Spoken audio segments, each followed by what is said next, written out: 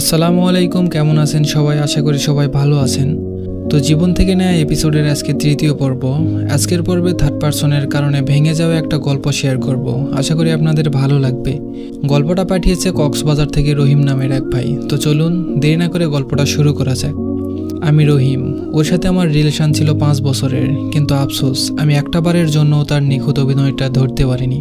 আমি নিম্ন মধ্যবিত্ত পরিবারের ছেলে, লেখাপড়া তেমন করিনি, কাজ করি। সময়টা ছিল 2018 সাল। গ্রামের স্কুলে আমাদের পাশের এলাকার একটা মেয়ে পড়তো, নাম জানি না, তবে খোঁজ নিয়ে শুনি সে ক্লাস 8-এ পড়ে। প্রতিদিন স্কুলে যেত আর আমি দাঁড়িয়ে দাঁড়িয়ে দেখতাম। দেখতে দেখতে ভালো লেগে যায়, তাই প্রতিদিন নিয়ম করে ওই স্কুল থেকে আসার সময় দাঁড়িয়ে থাকতাম তাকে দেখার জন্য, কিছু বলতাম না। এভাবেই অনেক দিন চলে যায়। একটা সময় মেয়েটা বুঝতে পারে যে আমার ওকে ভালো লাগে, কিন্তু আমার তাকে বলার সাহস হয়নি। আমার একটা বন্ধু ছিল, ও সব কিছু জানতো। সে বলল, তুই তো বলতে পারছিস না, স্কুল থেকে আসার সময় যদি ওকে দেখি তাহলে আমি বলে দেব যে তুই ওকে পছন্দ করিস। আমি ওকে অনেক নিষেধ করলাম যে বলিস না, অনেক সমস্যা হতে পারে, কিন্তু আমার বন্ধু সেটা শোনেনি। একদিনও স্কুল থেকে আসার সময় আমার বন্ধুকে রাস্তায় দাঁড় করিয়ে বলে যে রহিম তোমাকে পছন্দ করে, কিন্তু বলতে পারছে না। কথাটা শুনে মেয়েটা কিছু না বলে চলে যায় আর বাড়িতে গিয়ে সব কিছু বলে দেয়। তারপর তার পরিবার থেকে আমার বাড়িতে বিচার দেয় যে আমি নাকি প্রতিদিন ওকে স্কুল থেকে আসার সময় বিরক্ত করি। বাড়িতে এসে এটা শোনার পর মনে হলো আকাশটা যেন আমার মাথার উপর ভেঙে পড়লো। বাড়ি থেকে অনেক কথা শুনলাম, অনেক কষ্ট লাগলো, কাউকে কিছু বললাম না, সব কিছু সহ্য করে গেলাম। তারপর থেকে ওকে আর দেখতে যেতাম না। ওর প্রতি অনেক রাগ ছিল আমার। তো এভাবেই একটা বছর চলে যায়। হঠাৎ একদিন আমার ফোনে একটা কল আসে। ফোনটা রিসিভ করে দেখি ওই মেয়েটা কল করেছে। কিছুক্ষণ কথা বলার পর মেয়েটা বলে, আমার ভুল হয়ে গেছে, প্লিজ আমাকে ক্ষমা করে দিন। আমি তখন বললাম, এটা 1 বছর পর মনে হলো আপনার? ও বলল, আমি তখন বুঝতে পারিনি, প্লিজ আমাকে ক্ষমা করে দিন। বললাম ঠিক আছে। আমি আর কিছু বলিনি, কারণ ওর প্রতি আমার একটা রাগ থেকেই গেছিল। তো তারপর কিছুদিন পর পর কল দিত, কথা বলতাম। এভাবেই কথা বলতে বলতে আবারও ওর মায়ায় পড়ে যাই। আগের সব কিছু বলে ওকে ভালোবাসতে শুরু করি। এভাবেই আরও একটা বছর চলে যায়। এক সময় আমরা একজন অপরজনকে অনেক ভালোবেসে ফেলি। আমরা কথা না বলে থাকতেই পারতাম না। তো এইভাবেই চলছিল। কিছুদিন পর ওর পরিবার কিভাবে যেন আমাদের কথা জেনে যায়। ওকে অনেক কথা শোনায়, অনেক মারধর করে আর অন্য জায়গায় বিয়ে দেওয়ার জন্য চাপ দিতে থাকে। ও আমাকে বলে, তুমি কিছু একটা করো। এদিকে আমার ফ্যামিলির অবস্থা ভালো না, কোনো মতে দিন চলে যায়। আর যদি ওকে বিয়ে করি, পরিবার নিয়ে ওকে নিয়ে কিভাবে চলবো? আবার আমি ওকে হারাতেও চাই না, কারণ ওকে আমি নিজের থেকেও বেশি ভালোবাসি। ওকে নিয়ে আমার অনেক স্বপ্ন ছিল, ছোট্ট একটা সংসার হবে, আমার পরিবার ও আমি সবাই মিলে একসাথে থাকবো। আমি কোনোদিন ওকে মিথ্যা কথা বলতাম না, মিথ্যা স্বপ্নও দেখাতাম না। তাই আমি ওকে বুঝিয়ে বলি যে দেখো, আমার অবস্থা এখন ভালো না, তুমি তোমার পরিবারকে বুঝিয়ে 3টা বছর সময় নাও। 3 বছর পর আমি তোমাকে বিয়ে করে নিয়ে আসবো। তো এই কথা মতো সে তার পরিবারের কাছে 3 বছর সময় চায়। তার পরিবারও রাজি হয়ে যায়। তারপর থেকে আমাদের ভালোই চলছিল। প্রতিদিন কথা বলতাম আর স্কুলে যাওয়া আসার সময় রাস্তায় দাঁড়িয়ে তাকে দেখতাম।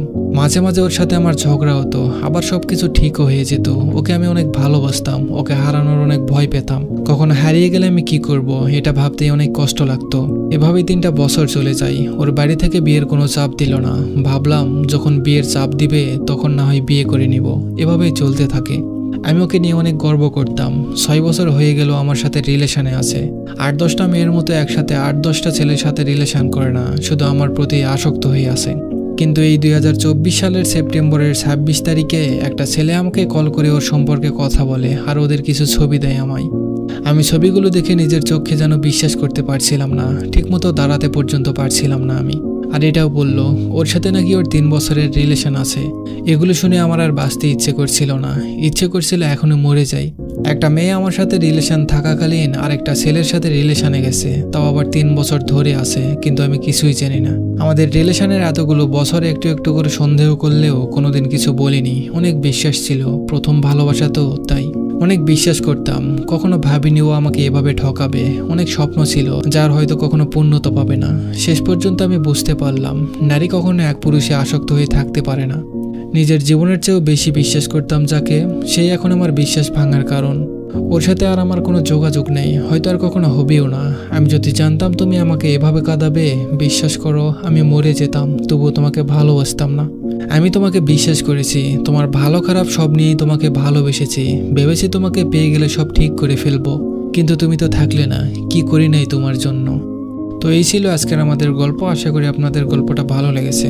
আর পার্সোনালি কিছু কথা বলি, যারা রিলেশনে আছেন তারা হয়তো ভাবছেন যে আপনারা অনেক ভালো আছেন, কিন্তু সম্পর্কে যখন তৃতীয় ব্যক্তি চলে আসবে, তাকে প্রাধান্য দিয়ে যখন আপনাকে তৃতীয় ব্যক্তি বানানো হবে, তখন বুঝতে পারবেন রিলেশনের জ্বালা কেমন। এই জন্যই আমি প্রায় বলি, রিলেশনে যাওয়ার কোনো প্রয়োজন নেই। একা থাকুন, ভালো থাকুন, বাবা মার পছন্দের নিজে দেখে শুনে বিয়ে করুন, ভালো থাকবেন জীবনে। তো যাই হোক, গল্পটা ভালো লাগলে অবশ্যই কমেন্ট করে জানাবেন। আর নতুন নতুন গল্প পেতে অবশ্যই চ্যানেলটা সাবস্ক্রাইব আর পেজটা ফলো করে দিবেন। আর গল্প পাঠাতে চাইলে অবশ্যই আমাদের ফেসবুক পেজে নক দিবেন। আমাদের ফেসবুক পেজের নাম হচ্ছে ভয়েস অফ সোহান। তো সবাই ভালো থাকবেন, সুস্থ থাকবেন। ধন্যবাদ সবাইকে।